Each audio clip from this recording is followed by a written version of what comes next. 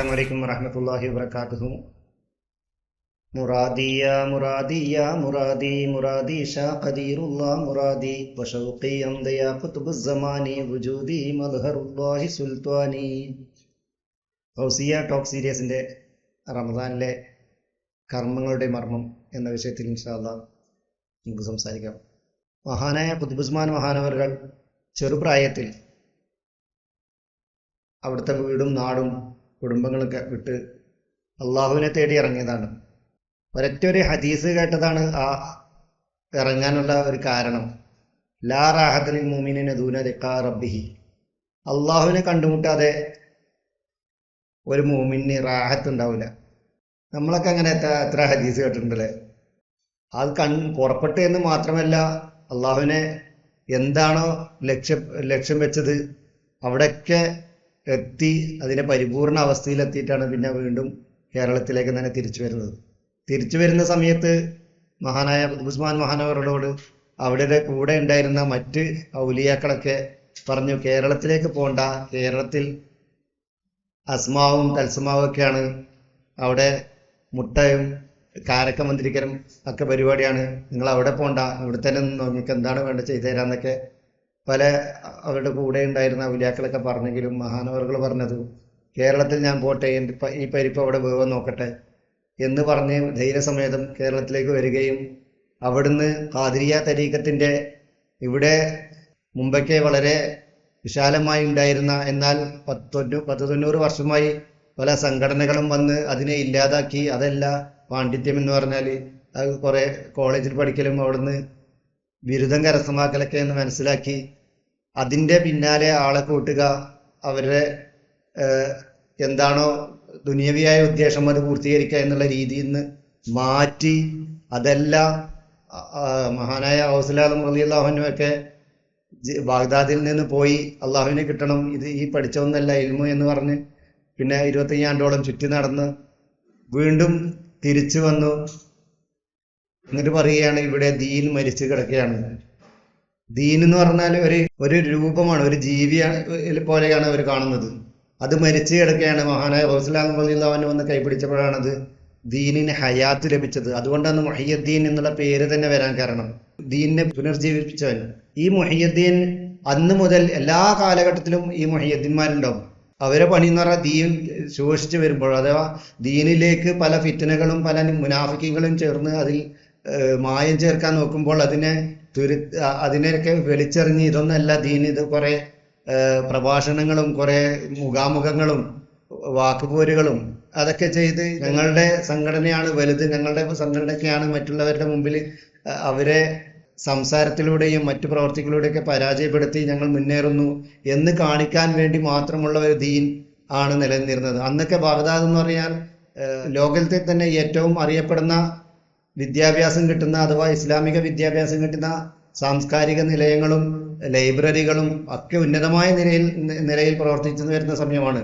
അവിടെയൊക്കെ ഏതെങ്കിലും ഒരു അന്യ മതസ്ഥർ അഥവാ യഹൂദികളോ നസ്രാണികളോ വന്നിട്ട് ദീൻ അങ്ങനെയല്ല, നമുക്ക് വേണമെങ്കിൽ മുഖാമുഖം വെച്ചാന്ന് പറഞ്ഞാൽ അവർ ഒരു തരത്തിലും അവിടെ വിജയിക്കാൻ സമ്മതിക്കാതെ പരാജയപ്പെടുത്തി തുന്നം തോടി ഓടിപ്പിക്കുന്ന സമയമായിരുന്നു. എന്നിട്ടും മഹാനായ ഔസുൽ ആലം ശൈഖ് മുഈനുദ്ദീൻ അബ്ദുൽ ഖാദിർ ജീലാനി മഹാനവറുകൾ ബാഗ്ദാദിലേക്ക് തിരിച്ചു വന്നപ്പോൾ പറഞ്ഞത് ഇവിടെ ദീൻ മരിച്ചു കിടക്കുന്നതാണ്. സംഭവത്തിൽ പ്രത്യക്ഷത്തിൽ നോക്കുമ്പോൾ അവിടെ ദീൻ വളരെ ഹയാത്തായിരുന്നു.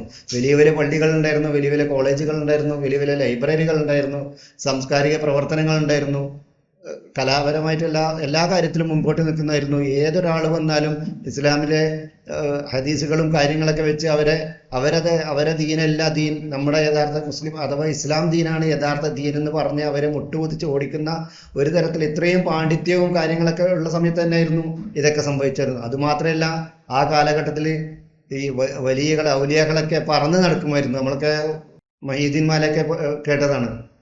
ഔലിയാക്കളൊക്കെ പറക്കും വലിയ പഠിക്കൽ തിളച്ചോർ. ഈ പറക്കും വലിയ പഠിക്കൽ തിളച്ചോർ എന്ന് പറഞ്ഞാൽ നമുക്ക് കുറച്ച് ചിന്തിക്കണമായിരുന്നു. കാരണം പറക്കുന്നതാണ് ഒന്നാമത്, അപ്പോൾ കറാമത്തുള്ള ആളാണ്, പിന്നെ വലിയാണ്, ഔലിയം തന്നെയാണ്, പിന്നെ എന്തിനാണ് പഠിക്കൽ തിളക്കുന്നത്? ഇതൊക്കെ നമുക്ക് ചെറുങ്ങനെ മനസ്സിലാക്കിയാൽ തന്നെ ഇപ്പോഴുള്ള ഈ സംഘടനകളും അവരുടെ പ്രവർത്തനങ്ങളും അവരെന്തിനാണ് ചെയ്യുന്നതൊക്കെ മനസ്സിലാവും.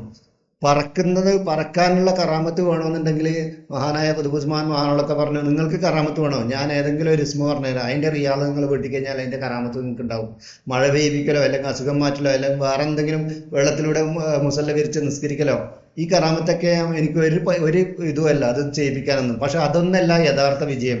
ശരിക്കുള്ള കറാമത്ത് എന്ന് പറഞ്ഞാൽ ഒരു വളരെ ദുഷിച്ച് അവരുടെ ഹൃദയം മലിനമായി നടക്കുന്ന ഒരാളെ പിടിച്ച് അവൻ്റെ ഹൃദയത്തിലേക്ക് തൗഹീദിനെ സന്നിവേശിപ്പിച്ച് അവൻ പരിപൂർണ മോമിനായിട്ട് ഇവിടുന്ന് പുഞ്ചിരിച്ച് മരിപ്പിക്കുക എന്നുള്ളതാണ് ഒരു വലിയൻ്റെ പൂർണ്ണമായ കറാമത്ത്. അല്ലാതെ കറാമത്ത് എന്ന് പറഞ്ഞാൽ കുറേ മഴ പെയ്യിപ്പിക്കുക, അല്ലെങ്കിൽ അസുഖങ്ങൾ മാറ്റുക, അല്ലെങ്കിൽ മുസല്ല വിരിച്ച് നമസ്കരിക്കുക, അല്ലെങ്കിൽ പറന്ന് കിടക്കുക, അതാണ് പറക്കും വലിയ പഠിക്കൽ തുളച്ചെന്ന് പറഞ്ഞാൽ അവർക്ക് കറാമത്ത് മാത്രമേ ഉള്ളൂ. അവരത് ഉള്ളിൽ ദീന് കയറിയിട്ടില്ല.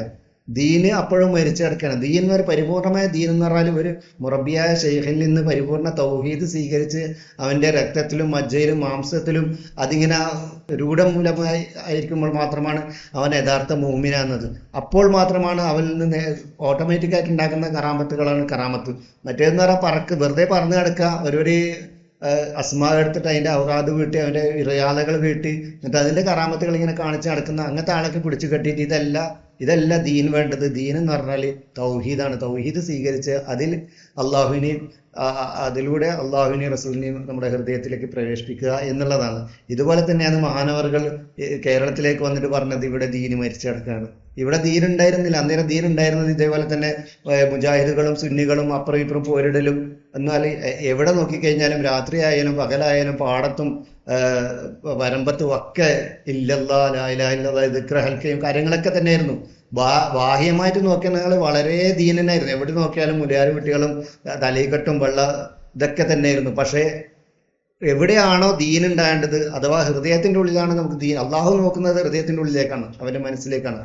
അവിടെ അള്ളാഹും റസൂലും ഇല്ല. എന്നാലോ പട്ടണത്തിലും പാടത്തും വരമ്പത്തൊക്കെ നമുക്ക് കേൾക്കാൻ വേണമെങ്കിൽ രാത്രി പാതിര വരെ അള്ളാഹും ഇതൊക്കെ കേൾക്കാം. പക്ഷെ അവന് എവിടെയാണോ വേണ്ടത് അവിടെ അവനെ ഇരുത്തിയിട്ടില്ല എന്നുള്ളതാണ്.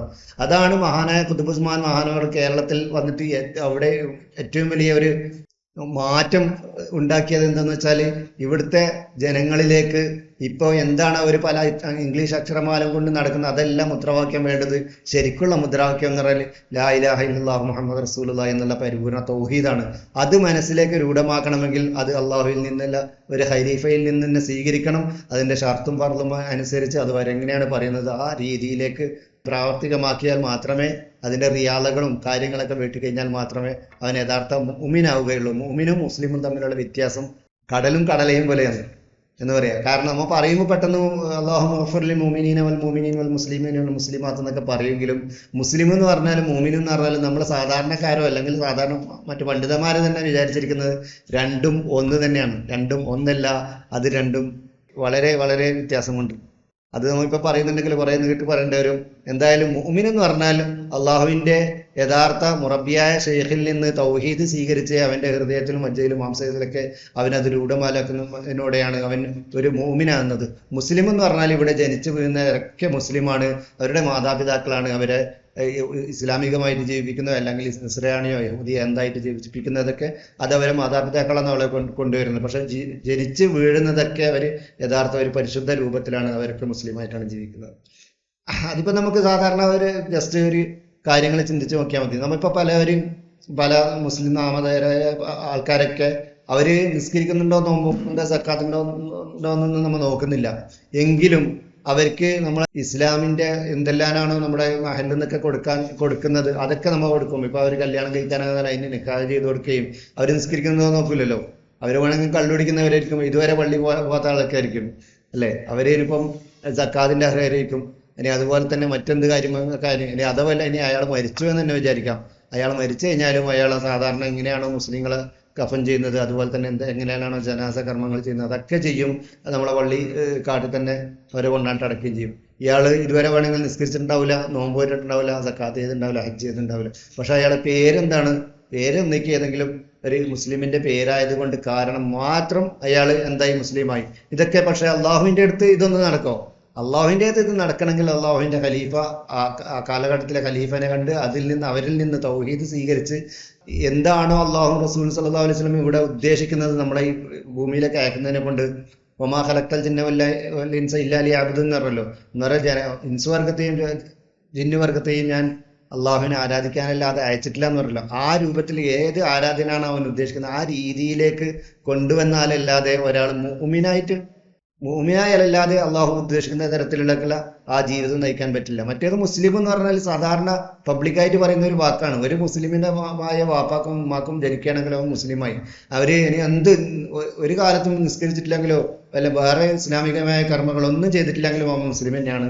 അവൻ മരിച്ചു കഴിഞ്ഞാലും അവന് ജനാസയും കാര്യങ്ങളൊക്കെ അടക്കുന്നതൊക്കെ ഇതേ രീതിയിലാണ്. പക്ഷെ എന്താണ്, മുഅ്മിനാണെങ്കിൽ അത് വേറെ തന്നെയാണ്. അവർക്ക് മഅ്ശറ ഇല്ല, അവർക്ക് സിറാത്തുൽ മുസ്തഖീം എന്നാൽ പാലൊക്കെ വളരെ പറന്നു കിടക്കുന്ന വിഭാഗത്തിലായിരിക്കും.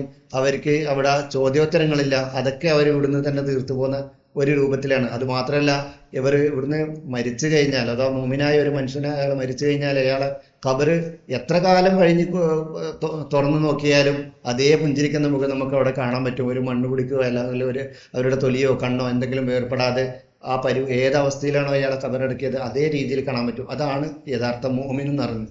ആ മുഅ്മിനാവണമെങ്കിൽ എന്ത് വേണമെന്ന് വെച്ചാൽ ഇന്നും അങ്ങനെ മുഅ്മിനാക്കാനും അവരെ സംസ്കരിക്കാനും അവരെ തർബിയത്ത് ചെയ്യാനും അവരെ മുറാഖബയിലൂടെ മറ്റും അവരെ കൺട്രോൾ ചെയ്യാനൊക്കെ പറ്റുന്ന ഇന്നും ആളുണ്ട്. അതാണ് മഹാനായ നായിബ് ഖുത്ബുസ്സമാൻ നിസാമുദ്ദീൻ സുൽത്താൻ ഷാ ഖാദിരി ചിശ്തി മഹാനവർകൾ ജീലാനി ഷെരീഫിൽ ആലുവയിലുണ്ട്. അവരെ കാണുക, അവരുടെ സ്വഹബത്ത് സ്വീകരിക്കുക, അവരിൽ നിന്ന് കിട്ടുന്ന തൗഹീദ് എന്താണോ അറിയാല അത് വീട്ടുക. എന്നാൽ നമുക്ക് ദുനിയാവും ആഖിറവും നമ്മളെ വിജയിക്കും. എങ്ങനെയാണോ മറ്റു മോമിനിങ്ങളും സാലിഹ്യങ്ങളൊക്കെ പോയത് ആ രീതിയിൽ നമുക്ക് ഇവിടുന്ന് ചിരിച്ചുകൊണ്ട് യാത്ര ചെയ്യാൻ പറ്റും.